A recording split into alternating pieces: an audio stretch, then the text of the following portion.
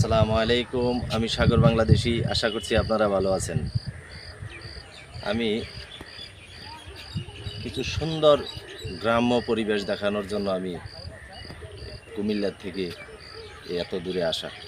তো আমি আপনাদেরকে দেখাচ্ছি। এই যে দেখেন,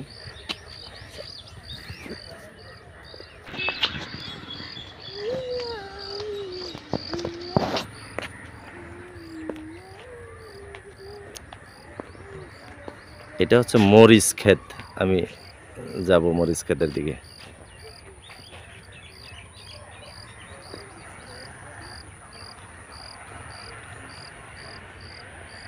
মাঝখানে ক্ষেত ভরাট করে এই যে বাড়ি বানছে।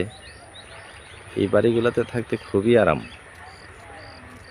আসলে ফ্যান লাগে না, চারিদিক দিয়া বাতাস। এই দেখেন, পরিবেশটা দেখেন। এ হচ্ছে রাস্তা, আর সারি সারি আম গাছ লাগানো। হ্যাঁ, এগুলো প্রত্যেকটাতেই আম।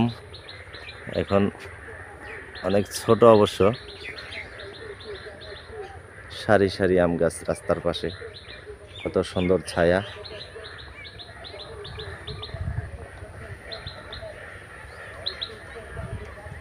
এই যে এখানে একটা স্কুল আছে।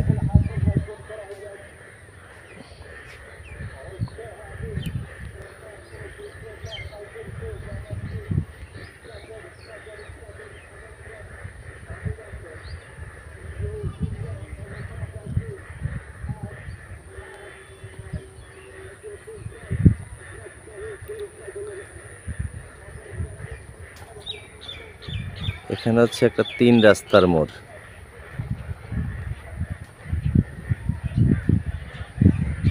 এদিক দিয়ে এক সময় রাস্তা ছিল না, জানেন? আমি অনেক বছর আগে আসছিলাম, এদিক দিয়ে রাস্তা ছিল না।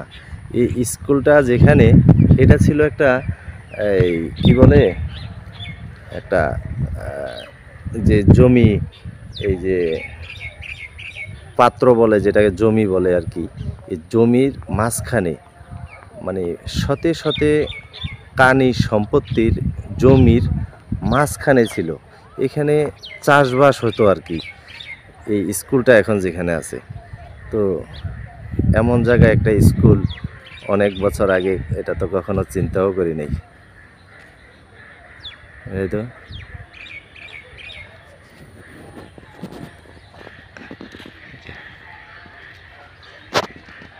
রতনপুর ভুইয়াবাড়ি সরকারি প্রাথমিক বিদ্যালয়।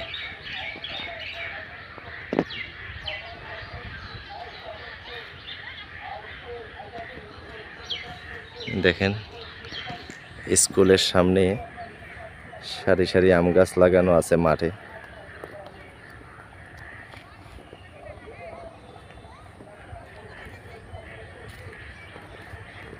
এগুলা পাকা মরিচ, এইভাবে শুকাইয়ে এগুলা শুকনো মরিচ বানানো হয়।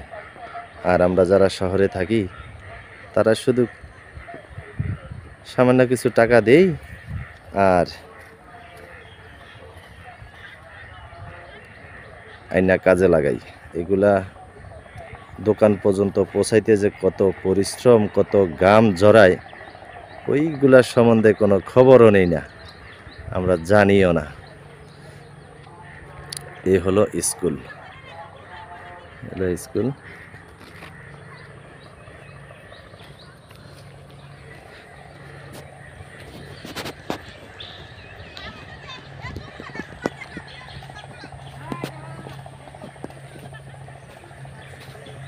দেখেন কত সুন্দর পরিবেশ।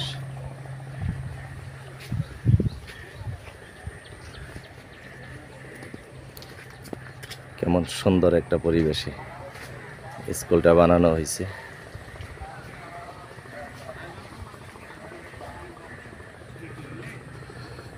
গাছগুলো এখন ভালো করে বড় হয় নাই, এগুলো ছোট।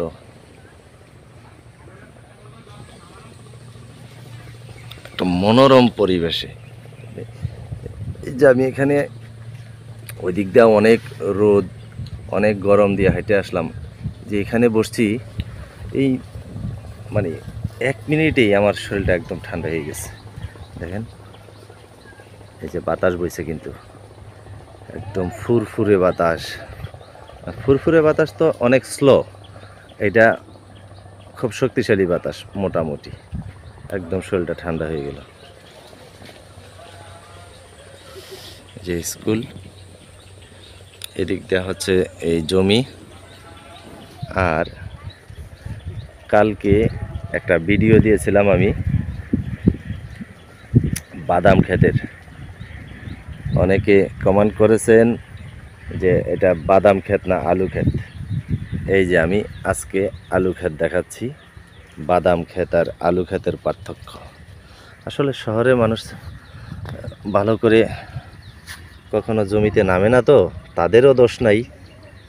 এই হচ্ছে মিষ্টি আলু পাতা, এই হলো মিষ্টি আলু পাতা। আর বাদাম পাতা হলো বাদামের মতোই ছোট ছোট। এই হলো মিষ্টি আলু, এরকমটা।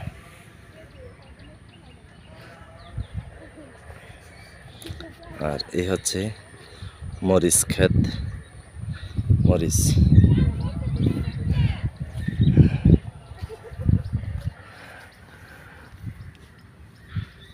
এই যে পাকনা মরিচ, ওই মহিলারা ওইখানে মরিচ উঠাইতেছে। মহিলারা পাকনা মরিচ উঠাইয়া ওই যে দেখাইলাম এগুলা শুকায়। তো ওনারা বলতেছে আসলে গ্রামের মানুষ খুব মজা করে কথা বলে, তো শহরের মানুষের মতো অত রাগী না। ওরা খুব গৃহস্থের মেয়েরা খুবই মানে মজাদার মানুষ, মজা ছলে কথা বলে। আমারে বলতেছে কি আপনি কি ভিডিও করে আমাদের মরিচ উঠে নিয়ে যান। ওনারা ওই ওই যে ওইখানে মরিচ উঠাইতেছে।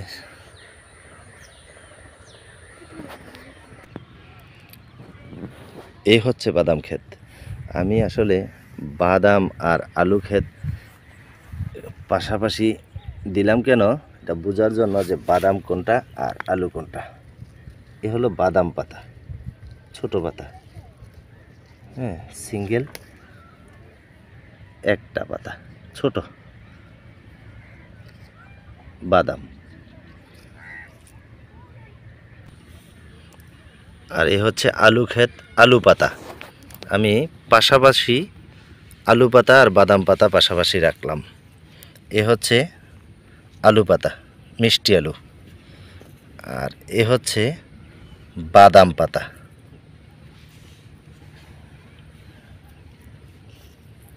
এই যে উল্টা, এটা হচ্ছে বাদাম পাতা, এটা হচ্ছে আলু পাতা। আমি যারা চিনে না, যারা আসলে বা অনেক দিন আগে দেখছেন, তাদেরকে আর কি বোঝার জন্য এটা দিলাম। অনেক ক্ষেত আছে এখানে।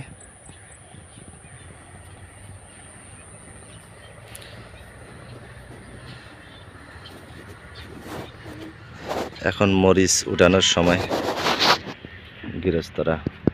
গৃহস্থের মেয়েরা মরিচ, আসলে মরিচ উঠানোর কাজটা মেয়েরাই করে থাকে সাধারণত। কারণ এটা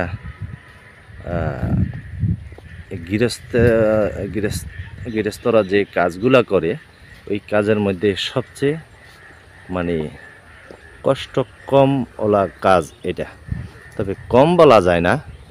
কি রোদ পড়তেছে দেখছেন, এই রোদের মধ্যে শুধু মরিচ উঠানো। মরিচটা ছিঁড়াটা হয়তো কষ্ট নাই, টান দিলে ছিঁড়া যায়, কিন্তু এই যে রোদে পুরাটা হলো মেন কষ্ট। ঠিক আছে, তো আমি চারিদিক ঘুরে দেখাইলাম।